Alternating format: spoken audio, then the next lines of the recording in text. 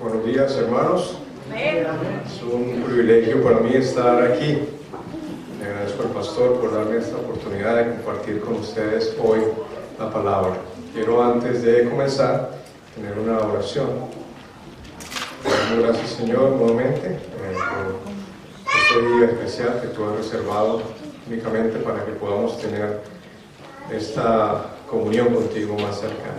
Me pongo en tus manos, Señor, para que me ayudes a ser un instrumento y que la palabra que tú tienes para hoy, a través de tu Santa Biblia, pueda llegar a los corazones de los hermanos aquí en Newcastle.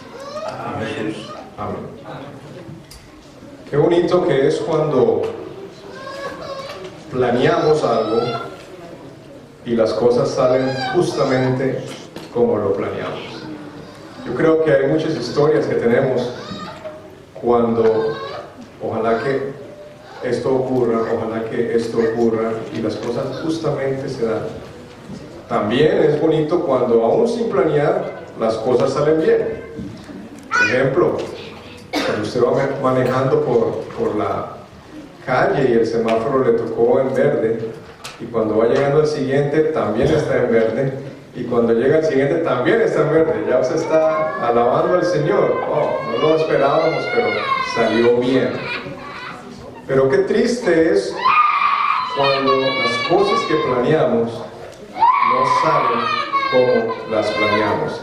Y aquí sí hay muchas historias y experiencias que yo sé que cada uno de nosotros tendríamos para contar. Yo también he tenido varias, y constantemente a veces las cosas no salen como uno quisiera. Cuenta la historia de un joven australiano.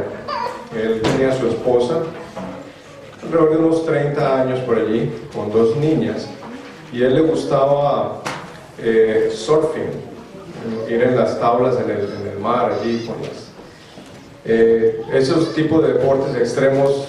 A mí no me gustan mucho, especialmente en el mar, cuando uno no sabe lo que hay por allá abajo. Pero él y sus amigos un día decidieron hacer un viaje a Indonesia, donde había unas playas muy bonitas, donde podían ir a surfear por todo el fin de semana.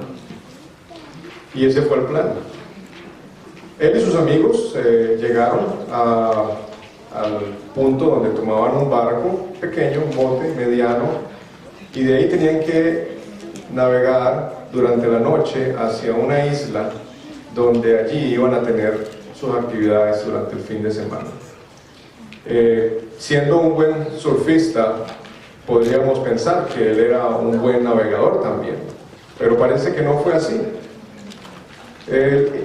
Estaban como a medianoche y el mar estaba muy activo, subía, bajaba, y el hombre se mareó, se puso muy mal, al punto que sintió pues que ya iba a vomitar y pensó, mejor me voy aquí a la orilla del bote y si algo pasa pues que sea aquí en el mar y no aquí adentro. Todos sus amigos estaban durmiendo y él salió, y en el medio de su mareo y falta de control y el movimiento del barco se cayó al agua y el barco siguió. No tenía salvavidas, no tenía nada consigo, y solo vio irse nomás el barco, y eran aproximadamente la 1 de la mañana, y él pensó, bueno, cuando se den cuenta que no estoy ahí van a venir a buscarme. Y así pasó la noche y amaneció, y él todavía estaba allí en medio del mar, en medio de la nada, esperando. Cuando yo vi esta historia, esta noticia, me interesé. ¿Qué pasó? Entonces empecé también a contársela a mis estudiantes un día, y una de mis estudiantes se puso las manos en el oído y dijo, no, profesor, no nos cuente eso, no quiero saber lo que pasó, porque ni yo quisiera también estar en la posición de él. Pero no, como le dije a mi estudiante, afortunadamente cuando se dieron cuenta, se regresaron a buscarlo y les tomó 28 horas para encontrarlo. O sea que él duró más de un día tratando de sobrevivir allí, y cuando estaba a punto de rendirse, lo lograron encontrar. Fue un milagro. La esposa lo reconoció, y todos, que solamente el Señor intervino en esta ocasión y le pudo salvar la vida. Pero eso no era el plan. Ese no era el plan que este joven tenía, y las cosas se dañaron. Hace muchos años atrás, también en el principio, hubo un plan muy bonito que Dios tenía para esta tierra, para este pueblo, para sus hijos. Si nos vamos, nos remontamos al Génesis, vemos que en 6 días creó Dios los cielos y la tierra, y en el séptimo descansó.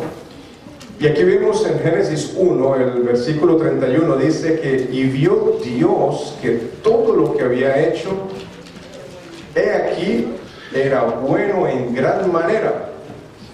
Y fue la tarde y la mañana del día sexto. Y en el séptimo día, me salto al capítulo 2, versículo 2, el séptimo día, y acabó Dios el séptimo día la obra que hizo, y reposó el día séptimo de toda la obra que hizo.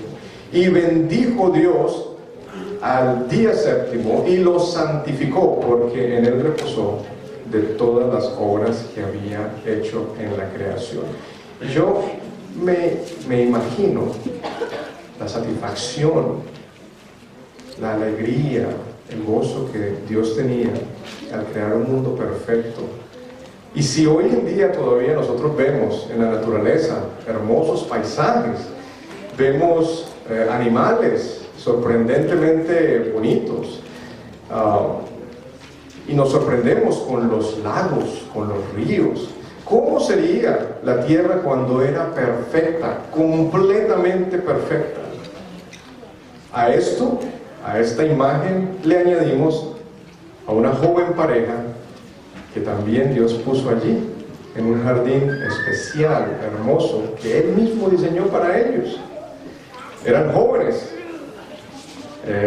no tenían hijos, así que estaban allí disfrutando de este regalo de Dios, y Dios también se deleitaba en verlos y los visitaba todas las tardes, e iba a hablar con ellos.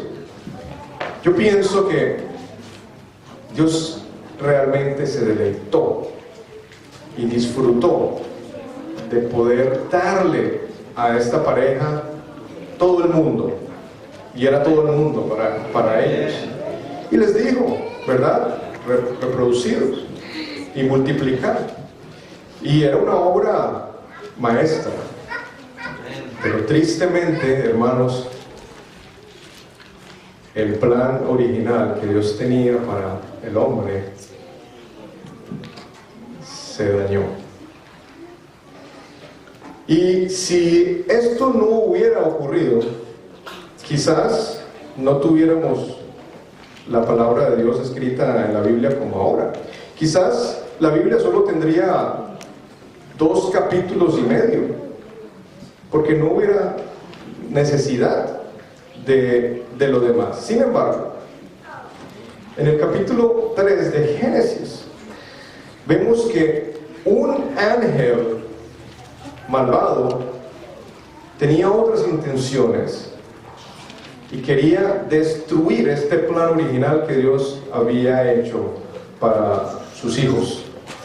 Y vemos aquí en el capítulo 3 que nos habla sobre la serpiente, que era astuta más que todos los animales del campo que Jehová había hecho. Y viene y se entabla en una conversación con la joven esposa de este otro joven que Dios había creado. Nosotros conocemos que se llamaba Eva, y Adán era su esposo. Y aquí empieza esta conversación, hermanos. Hasta ahora el mundo todavía es perfecto. Hasta ahora todo está sin cambiar, pero yo pienso que Dios empezó a mirar, oh no, están en una conversación, mi hija Eva está hablando con mi enemigo, oh no, yo me imagino la preocupación. Y la conversación, como vemos en la palabra de Dios, dice, le pregunta, ¿con que Dios os ha dicho que no comáis de todo árbol del huerto? Conocemos la historia. La mujer se entabla en una conversación con la serpiente y le aclara, no, Dios nos dijo que podíamos, y dice, del fruto de los árboles del huerto podemos comer, de todos podemos comer, pero no de este fruto, del que está en medio del huerto, ni lo tocaréis.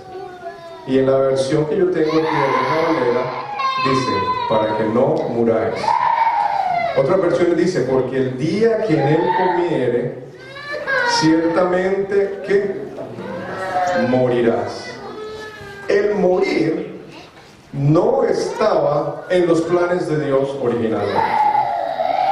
Sin embargo, Adán y Eva fueron advertidos, pero el morir iba en contra del plan original de Dios. La muerte no existía en el plan original de Dios. El plan original era que hubiera vida y vida eterna. Entonces, hasta aquí en el versículo 3, todavía están en una conversación, pero no ha pasado todavía nada. Entonces la serpiente, muy astuta, que sabemos que es Satanás, le dice a la mujer, no moriréis. Sino Dios sabe que el día en que comas de él, serán abiertos vuestros ojos y seréis como Dios, sabiendo el bien y el mal. Hasta aquí, el mundo todavía era perfecto. Y Dios solo seguía contemplando. Y muchas veces nosotros, quizás nos ha pasado con nuestros hijos. Cuando les decimos a nuestros hijos, no hagas esto, porque algo te va a pasar. Pero muchas veces nos quedamos así mirando de lejos. ¿Será que lo va a hacer? ¿Será que no lo va a hacer? Y uno a veces tiene ese temor. Y Dios en su amor, al crear al hombre perfecto y a la mujer perfecta, para que fuera una creación perfecta, le dio el libre poder de decisión, o libre albedrío, para que realmente esta pareja, si le fuera a amar, le iba a amar de corazón y de sinceridad. No íbamos a amar a Dios por fuerza o por voluntad. Por eso Dios sufría cuando estaba viendo esta conversación. Entonces, el versículo 6 es donde quizás la Biblia pudo haber terminado aquí, en el versículo 6. Quizás no hubiera sido necesario escribir más allá del versículo 6 del capítulo 3 de Génesis. Y dice, y vio la mujer que el árbol era bueno para comer, y que era agradable a los ojos, y que era codiciable para alcanzar sabiduría. A ella la mujer se olvidó de lo que su padre le había dicho. Ya se quedó mirando el árbol, el fruto, y dice, y tomó de su fruto y comió.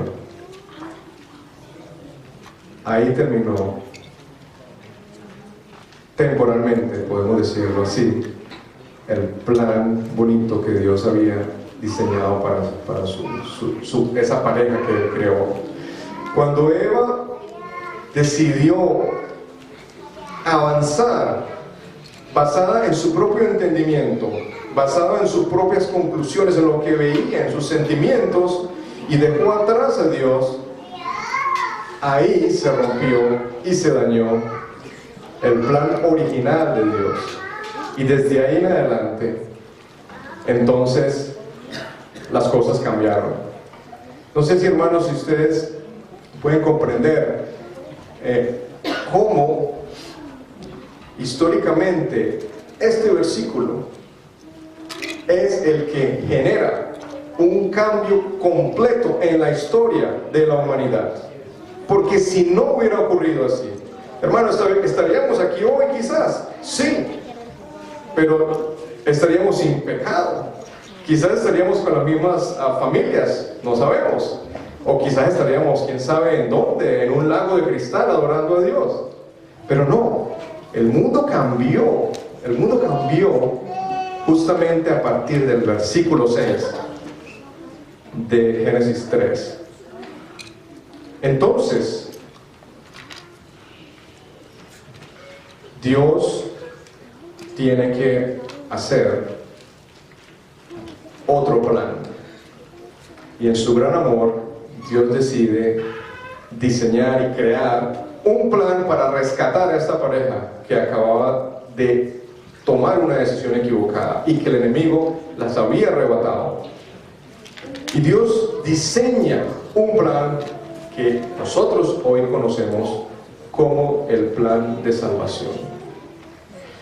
Recordemos, hermanos, las palabras que Dios dijo, que Eva las repitió a la serpiente.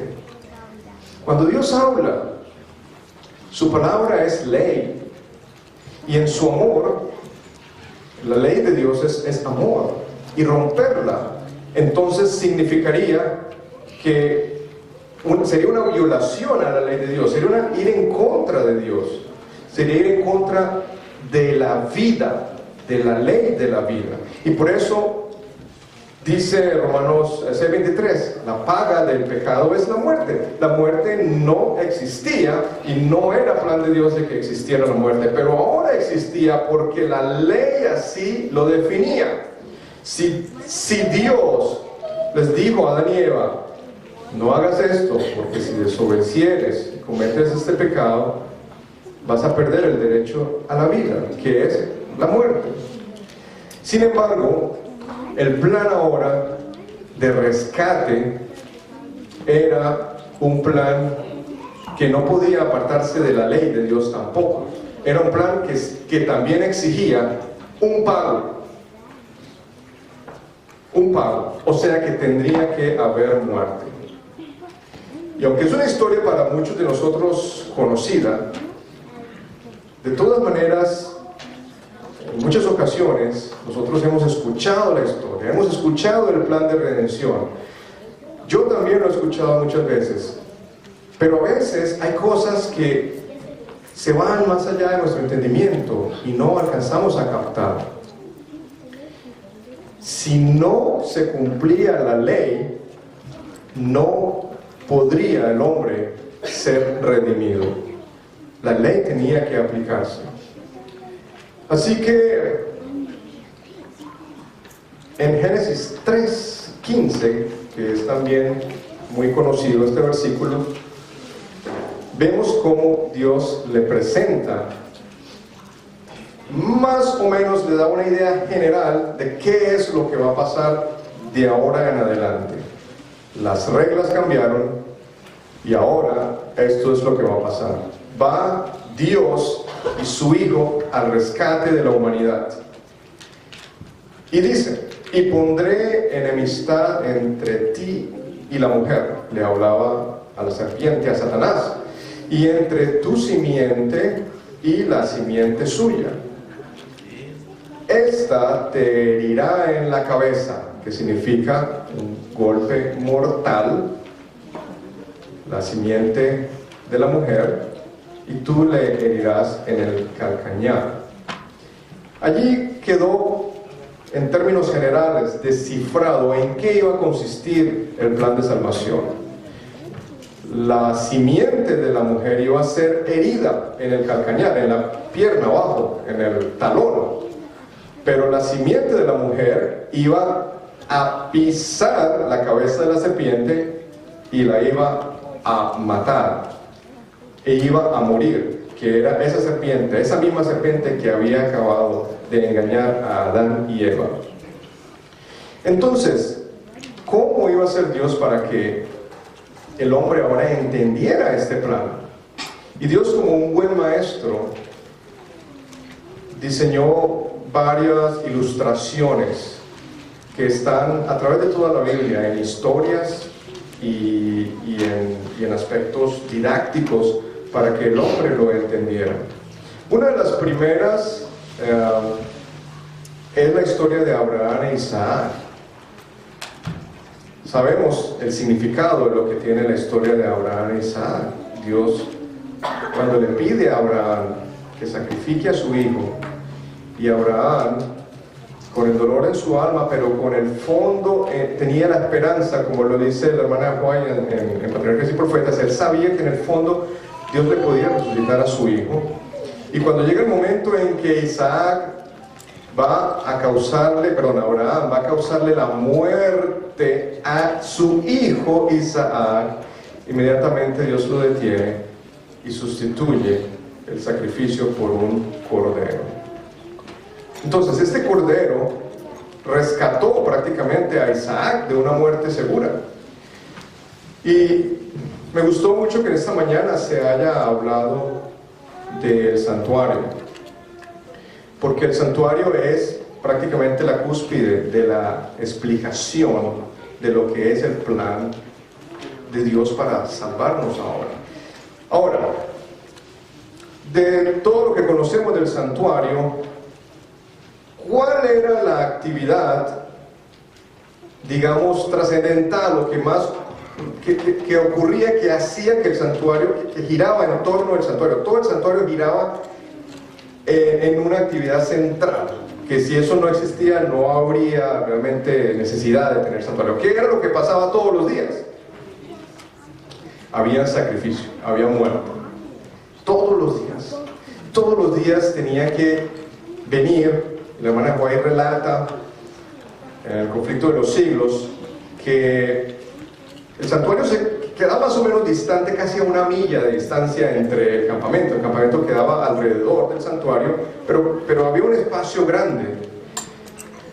Los israelitas ya conocían la existencia y las causas y las consecuencias del pecado. Los israelitas sabían que tenían que hacer algo para poder ser perdonados, y aunque el sacrificio en ese momento de un cordero era lo que les daba el perdón, ese sacrificio de ese cordero simbolizaba realmente el sacrificio real del Hijo de Dios que iba a venir a morir por ellos mismos.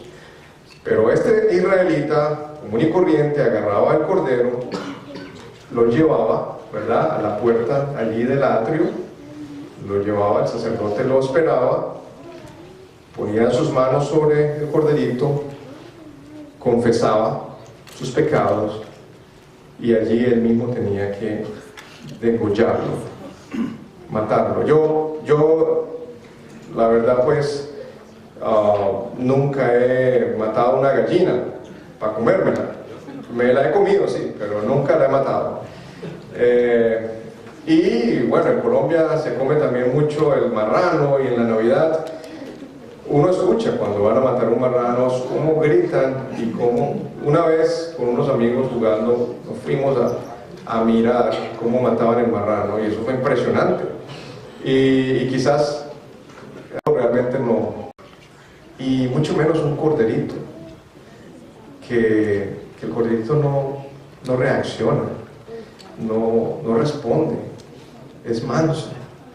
Ni siquiera el perrito que yo tengo, que es así pequeñito, es un Shih Tzu, después de haber tenido perros grandes como pastores alemanes y todo, sabe que uno a veces se enreda con esos animales tratando de educarlos. Ni siquiera el pastor alemán nunca me quiso atacar, siempre cuando yo lo regañaba por algo que hacía, nunca. Pero este chiquitico que tengo ahora sale y lo que encuentre se lo quiere comer. Entonces, para quitárselo de la boca es un problema, y entonces si se lo quito a la fuerza, él se voltea a morderme, y agresivo. Y es una cosita súper pequeña, pensé que me iba a traer menos problemas, pero es todo lo contrario. Ahora, un cordero, hermanos, un cordero, es manso, no, y es pequeño, perfecto. Y todos los días estos israelitas tenían que ir y matarlo, todos los días. Y bueno, sabemos entonces que el sacerdote tomaba, ¿verdad?, esta sangre, después la ponía en una vasija, después se lavaba las manos allí en la fuente, y después de que entraba al lugar santísimo, él esparcía esa sangre, porque en esa sangre de ese cordero, ¿qué iba, hermanos? ¿Qué iba? Los pecados del israelita, ¿verdad? Y esa sangre entonces significaba que los pecados de este israelita habían sido traspasados al cordero, y al morir el cordero, estos pecados estaban allí. Eso eran simbolismos, hermanos, que entonces al llegar al lugar santo, el sacerdote los tiraba allí en el velo. Y recuerden que esa sangre significaba que estaban los pecados allí, entonces los pecados estaban ahora en el lugar santo. Pero ya había sido perdonado el israelita, ya había sido perdonado. La siguiente semana que él volvía a cometer otro pecado, otro error, tenía que volver a hacer lo mismo. Pero estaba esa opción, y los pecados se iban acumulando y se iban acumulando durante todo el año allí. Y una vez al año, que nosotros lo conocemos como el día de la expiación, entonces ocurría algo especial, pero un poquito diferente. Esta vez no era que el israelita normal y cotidiano traía su corderito. Esta vez se traía un macho cabrío, bueno, dos, y se echaban suertes para que uno de ellos fuera sacrificado, ya representando los pecados de todo el pueblo de Israel y los que estaban ya en el santuario, y el otro, después de que el sacerdote entraba del lugar santo al lugar santísimo y hacía lo mismo, esparcía esta sangre que significaban los pecados sobre el altar de la preposición, que era donde estaban los 10 mandamientos, donde estaba el maná, donde estaba la vara de Aarón. Allí era donde se cumplía la ley, porque la ley decía que la paga del pecado era ¿qué? Muerte. Y ahí se cumplía la ley. Dice, aquí está, ha habido una muerte y la redención ahora ya se ha cumplido, y ahora entonces todos esos pecados el sacerdote por fe los traía consigo y los ponía en su mano del macho cabrío que iba a ser enviado al desierto. Todo este proceso que ocurría año tras año era un modelo didáctico para que los israelitas entendieran y para que nosotros entendiéramos lo que iba a pasar, porque ese era el plan nuevo, ese era el plan nuevo que Dios había hecho para rescatar al hombre. Entonces, ¿qué pasa? Tenemos un segundo plan, un plan de rescate, un plan que ahora Dios dice, bueno, así es como van a ser las cosas, la ley se va a cumplir y entonces vamos a poder redimir al hombre nuevamente. Pero hermanos, recuerden cuando empecé la exposición esta mañana, a veces los planes no salen como uno piensa, a nosotros como humanos. Ahora, tenemos la fe y la confianza de que este plan, porque ya ha sido profetizado, ya ha sido mencionado, este plan va a funcionar, ya cumplió ya funcionó con el elemento más importante, que fue el sacrificio del Cordero de Dios, que es Cristo Jesús.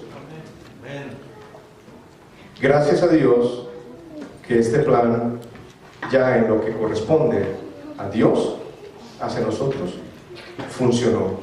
Pero todavía no hemos terminado, todavía vamos allí. Ahora, ¿qué pasa? Que nosotros, hermanos,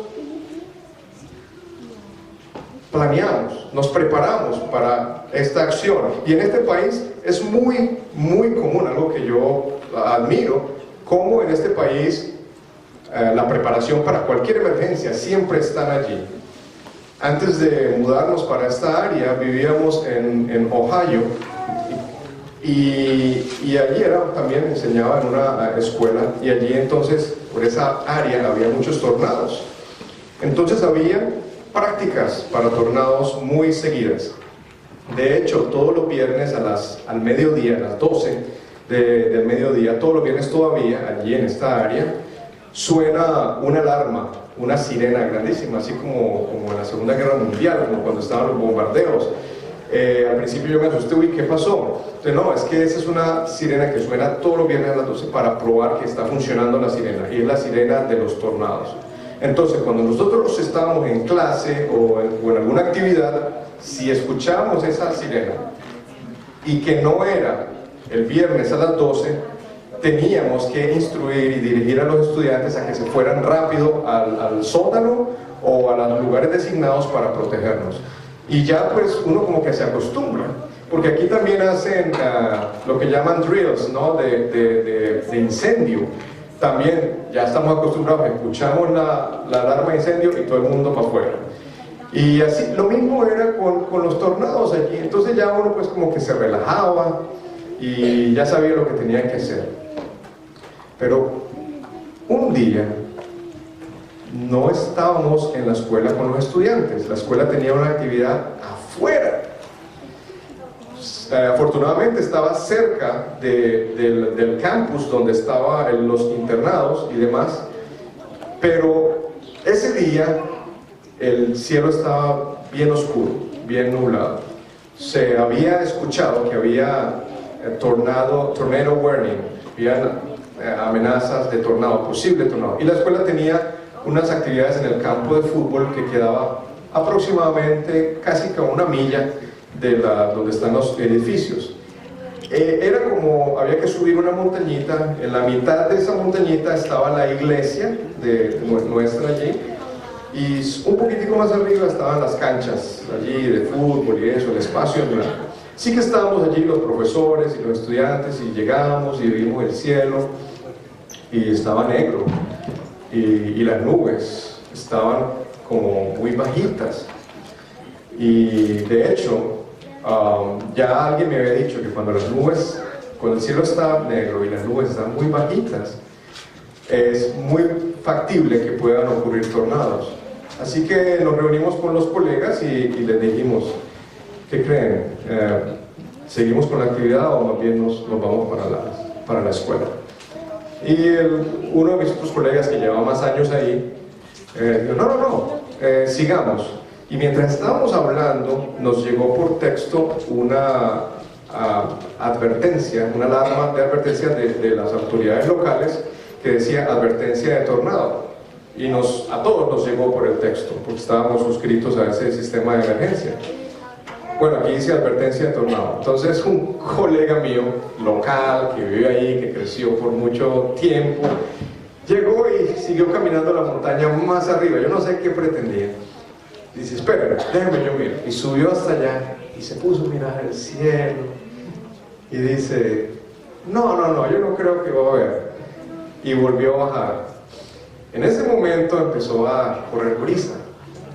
Y la brisa pues venía. Y yo ya me empecé a sentir un poco incómodo. Y entonces estábamos allí y empezaron a jugar su partido. Pero ya la brisa aumentaba. Entonces no escuchábamos nada más, no habían llegado más alarmas, todo parecía que iba a continuar en calma. Sin embargo, yo, que a veces soy más precavido de lo necesario, ya no aguanté más y fui a donde el otro colega y le dije, se llamaba Bruce, y yo, Bruce, no, yo creo que debemos mandar a los muchachos para la escuela, no me gusta esto. Y estábamos justamente hablando de eso cuando suena la alarma, la sirena del pueblo. Porque cuando esa sirena sonaba era que teníamos que irnos al sótano. Pero esta vez sonó la sirena y eran todos allá como a 1 milla de distancia. Y cuando escuchamos la sirena, cuando la sirena sonaba, era porque el tornado estaba ahí. Y cuando escuchamos la sirena, inmediatamente todos empezamos a correr y a gritar. Y todos le decíamos a los jóvenes, ¡corran, corran! Claro, yo iba como en la mitad del grupo y me acordé que en la iglesia queda en la mitad y yo tenía llave de la iglesia. Así que yo dije, la iglesia. Y empecé a gritar, ¡a la iglesia, a la iglesia, a la iglesia! Y todos fueron corriendo, pero yo estaba más joven todavía en esa época, pero aún así estos jóvenes me ganaron. Así que el problema fue que todos se amontonaron en la puerta de la iglesia y yo con la llave no podía entrar para abrir. Yo, permiso, que yo tengo las llaves. Y finalmente logré hacer espacio, metí la llave, abrimos la puerta y nos encerramos allí en el sótano de la iglesia. Nos quedamos allí, nos hicieron quedar allí por 3 horas. Pero fue una experiencia escalofriante, hermanos, porque yo mismo, tratando de abrir la puerta, yo sentía la brisa como nos empujaba a todos.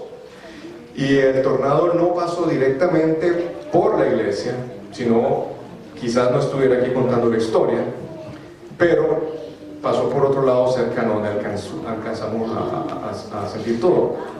Fue una experiencia impresionante. Lo vimos así de cerca. ¿Y qué pasó? ¿Dónde quedó toda la planeación? ¿Dónde quedó toda la preparación? Quedamos casi que salvados solo por la misericordia de Dios. ¿Y qué pasa? Que cuando uno planea y cuando existe un plan, hay muchas razones por las cuales los planes no funcionan. Una de ellas son porque yo personalmente decido tomar un curso diferente, porque yo pienso, entonces no, yo voy a ir por acá, no, mejor me voy por acá. Otra razón es porque simplemente las circunstancias cambian, como el joven de la ilustración al comienzo, las circunstancias cambiaron y sin querer se cayó al mar. Pero otras veces es porque hay otras personas que intencionalmente cambian y atacan el plan. Y volviendo al plan de la redención, eso ha sido lo que ha venido ocurriendo desde el momento en que Dios lo diseñó. El enemigo atacó el plan original de Dios y ahora está empeñado todavía a seguir atacando la culminación del plan original de Dios. Pero hermanos, no hemos hablado de la cúspide de lo que fue el plan de redención, que fue la venida en carne y hueso del Cordero, del verdadero Cordero, que el único que realmente podía cumplir la ley por nosotros para que nosotros no muriéramos. Y hoy y esta semana lo estudiamos en la lección. En Apocalipsis 5 nosotros vemos que cuando está el rollo con los 7 sellos, todos se preguntan, ¿quién lo puede abrir? Y empiezan todos a preocuparse, como esta mañana lo escuchamos, porque nadie era digno de abrir el rollo. Si vamos rápido a Apocalipsis, creo que es en el capítulo 5, si no estoy mal, ¿verdad? Capítulo 5, el versículo 9 decía, y cantaban un nuevo cántico diciendo, digno eres de tomar el libro y de abrir sus sellos. ¿Por qué? Porque tú fuiste inmolado y con tu ¿qué? Sangre nos has redimido para Dios de todo linaje, lengua, pueblo y nación. Allí está. Por eso le dicen a Jesús, tú eres el digno, porque tú eres el único que como cordero fuiste inmolado. Ahora, señores, esa historia la conocemos y desde niño la hemos escuchado. Y a veces podemos caer, digamos, en la tentación o en el error de que hemos escuchado tanto esa historia que se nos pasa porque no pasamos o no caemos en cuenta de la importancia de lo que realmente esto significó. Señores, Apocalipsis lo dice, Él, Jesús, es el único que es digno de abrir el rollo. Ahora, ¿qué hay en el rollo? Los que ya hemos estudiado un poquito más allí, ¿qué hay en ese rollo? ¿Por qué nadie lo puede abrir? Solamente Jesús. Bueno, ya sabemos por qué Él es el único que lo puede abrir. ¿Y qué más hay ahí? Allí, siguiendo el estudio del Apocalipsis, es justamente los eventos finales de la culminación ¿de qué? Del plan que Dios tiene para redimirnos, y solamente Jesús.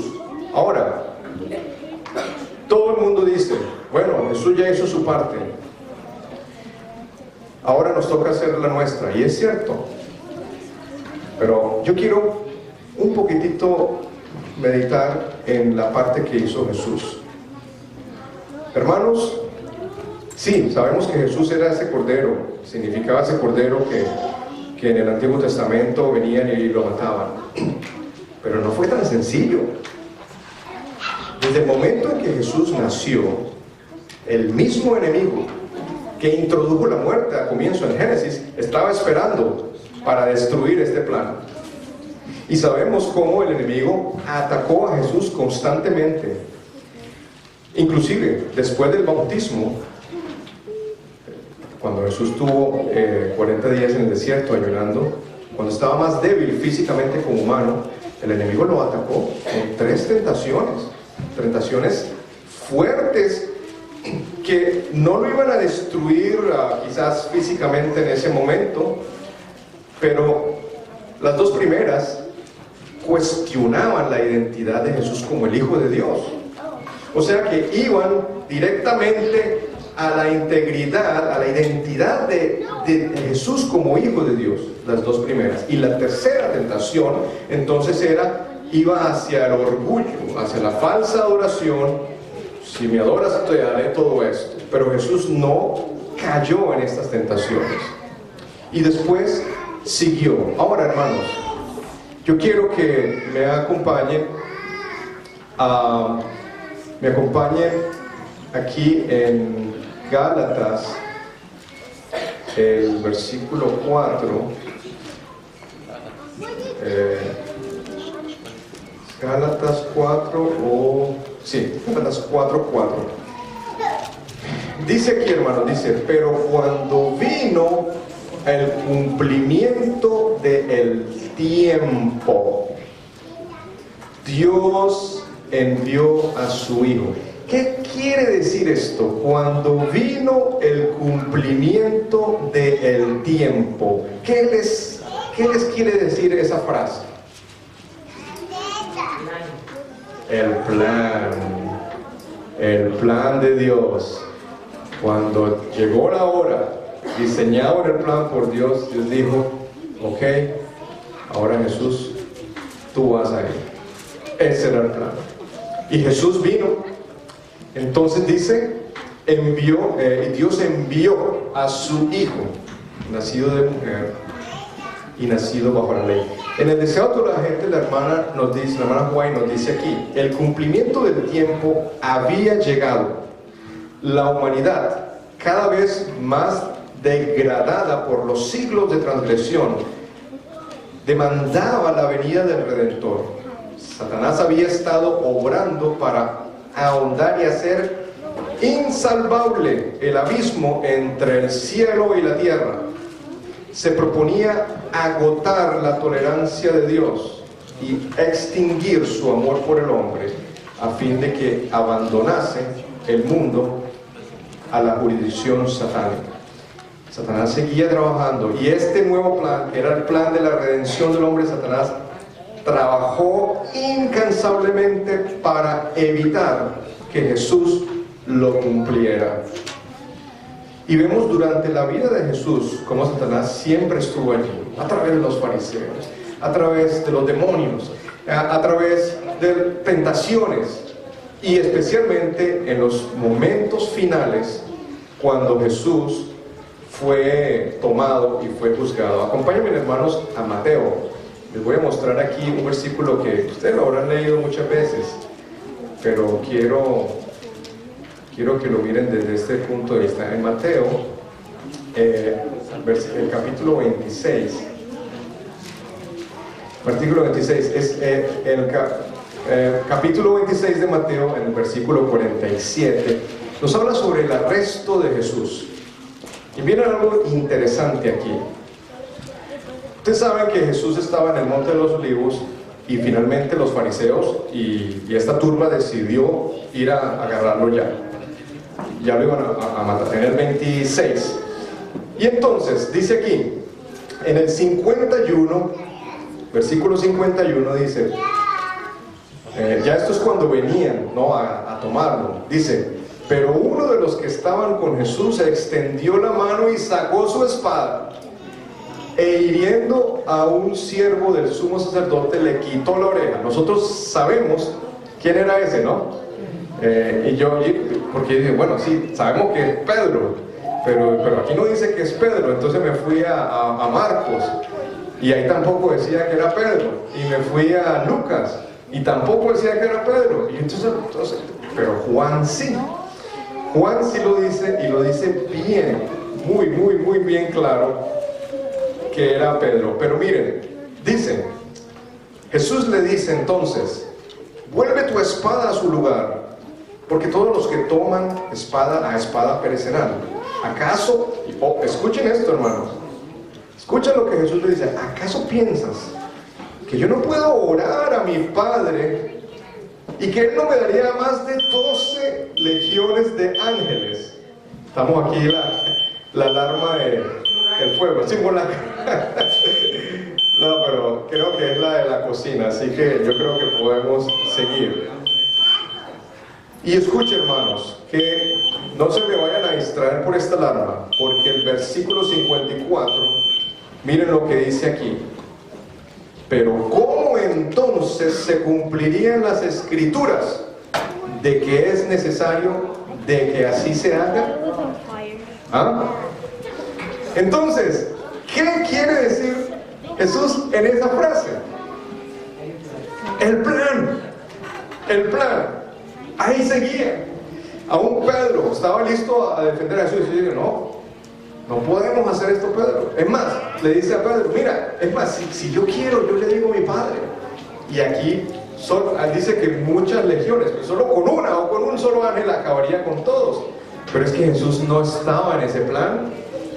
El plan de Pedro era diferente al de Jesús, y el plan de Jesús tampoco era el de Jesús, sino el plan de su Padre. Ese era el plan. Y entonces me da mucha alegría saber cómo Jesús se mantuvo fiel al plan.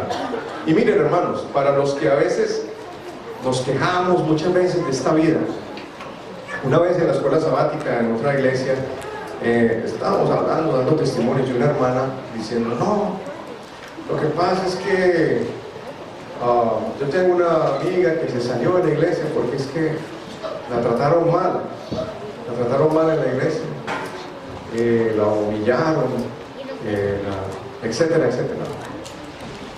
Entonces nosotros, y empieza a escuchar, ¿no? Sí, porque es que en la iglesia aquí hay mucha hipocresía, porque es que aquí en la iglesia dicen una cosa y hacen otra, y empezó a hablar de la iglesia.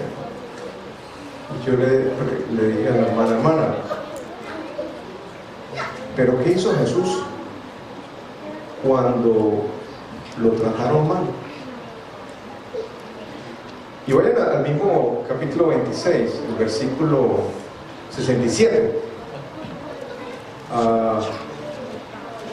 Es más, empiezo del 66, dice, ¿qué os parece?, decía Pilato. Y respondieron ellos, dijeron, es reo de muerte, es digno de muerte.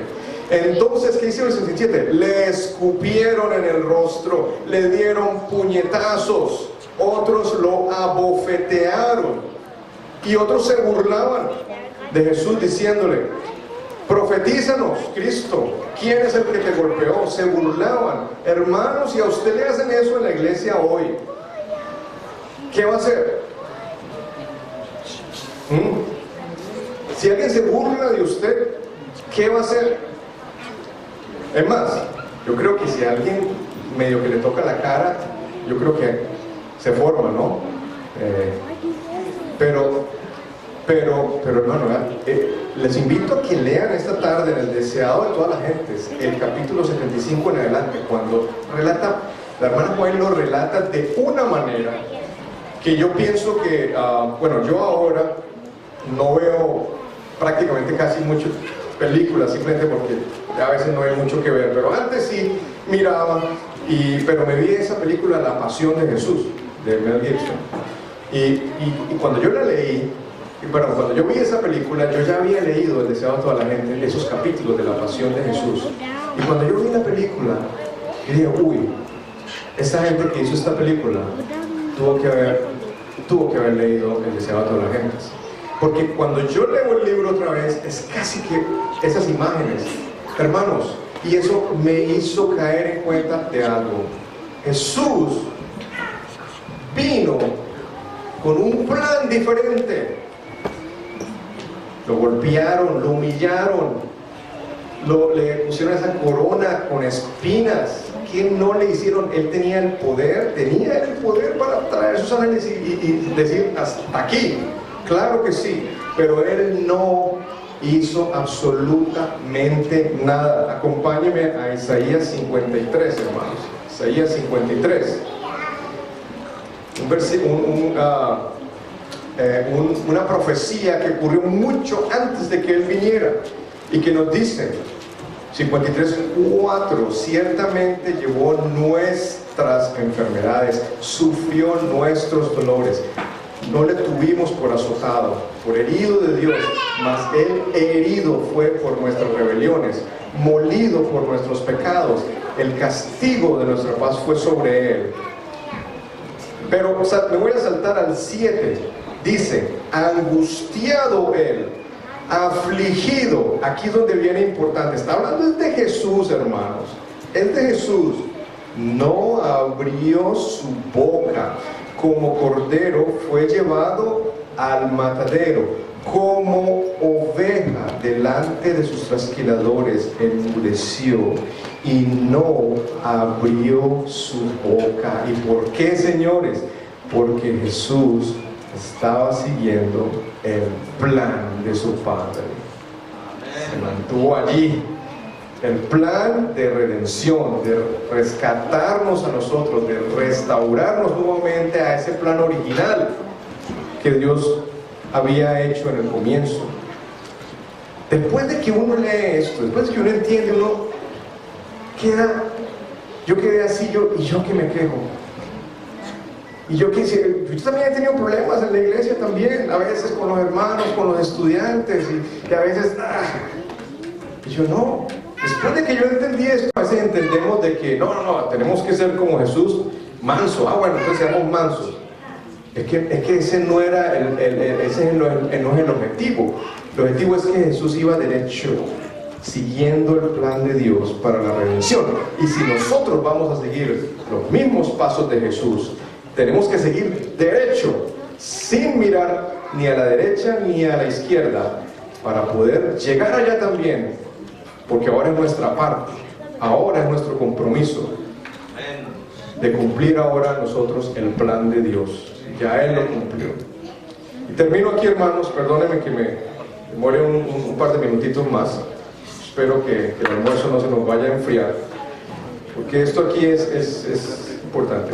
En el año 2016, y para muchos de ustedes deben conocer esta historia, en la ciudad donde yo crecí, que fue en Medellín, en Colombia, hubo un accidente aéreo muy feo, y era de este equipo de Brasil que venía desde Chapecoense, sí, pero la ciudad creo que era, se me va ahorita, Santa Cruz. Volaban de Santa Cruz a Medellín, y hay más detalles en la historia, pero hay dos cosas que quiero resaltar, especialmente en aviación, porque la hija mía empezó a tomar clases hace como un año, y ahí pues le instruyen, ¿no? Cuando un avión va a despegar, no puede salir sin la autorización de las autoridades del aeropuerto, y para que las autoridades autoricen esto, el piloto tiene que mostrar un plan de vuelo, y ellos, mirando de que las cosas estén con todas las medidas de seguridad, lo autorizan o no lo autorizan. En este caso, este avión desde Santa Cruz hasta Medellín hay 3.000 kilómetros de distancia, y en el plan de vuelo se decía que al finalizar la frontera entre Brasil y Colombia, este avión iba a parar en un aeropuerto pequeño a echar gasolina otra vez para poder seguir. Ahora, el rango de vuelo de este tipo de avión con un solo tanque es de 2.930 kilómetros. O sea que si son 3.000 kilómetros, con 2.930 llegamos. Lo único que pasó es que cuando a la hora de despegar hubo unas discusiones con las autoridades y se retrasó el vuelo, y cuando salieron, ya ese aeropuerto donde debían ellos parar ya estaba cerrado porque no recibía. Es un vuelo que salió a las 6 de la tarde de Santa Cruz, Bolivia, o sea que ya iban a volar en la noche, o sea que ya el avión no podía aterrizar ahí porque ya estaba. Sin embargo, los controladores aéreos le dijeron al piloto que podía parar en otros lugares, y uno de ellos era la capital en Colombia, Bogotá, que queda todavía a 200 kilómetros de Medellín. Entonces, este piloto vio la distancia, vio la cantidad de gasolina que tenía y dijo: yo llego. Después del accidente, que se descubrió pues que fue por falta de gasolina, se supo que no era la primera vez que él hacía eso, porque cada vez que un avión de estos aterriza en otro aeropuerto para recargar combustible, tienen que pagar impuestos a este aeropuerto, hay gastos que ocurren, y él quiso pues como decir: no, esta plática me la gano yo, no es la primera vez que lo he hecho, yo llego.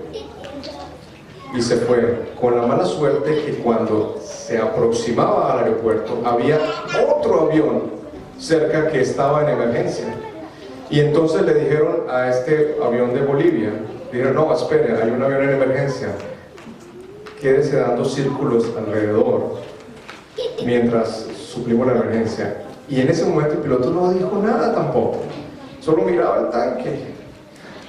Cuando menos pensó, los motores empezaron a apagar, y ahí fue cuando él hizo el llamado de auxilio. Dijo: esta es una emergencia, no tengo combustible, por favor denme las indicaciones para llegar. Y ellos de una vez actuaron, y estaban a 7 millas del aeropuerto nomás, pero los motores se apagaron todos porque se acabó la gasolina, y solo queda la grabación cuando el piloto, desesperado, dice pues que nos vamos a estrellar, y el avión se estrelló faltando solamente 7 millas para llegar.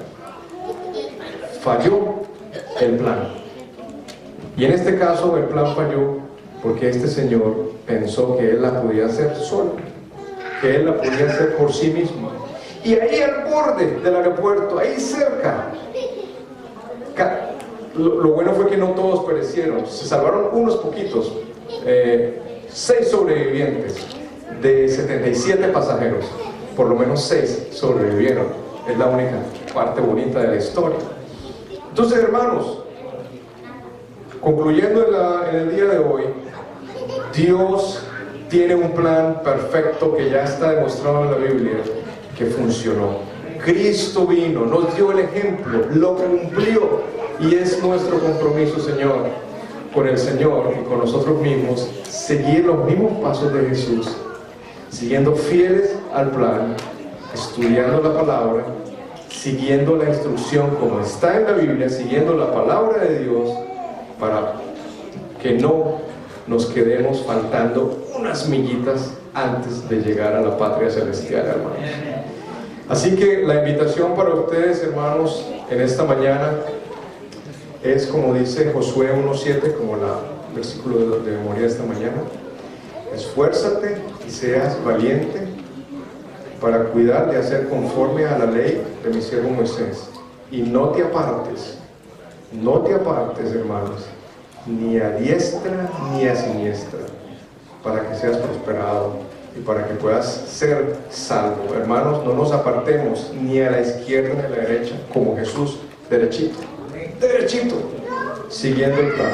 Que el Señor les bendiga, Señor. Amén.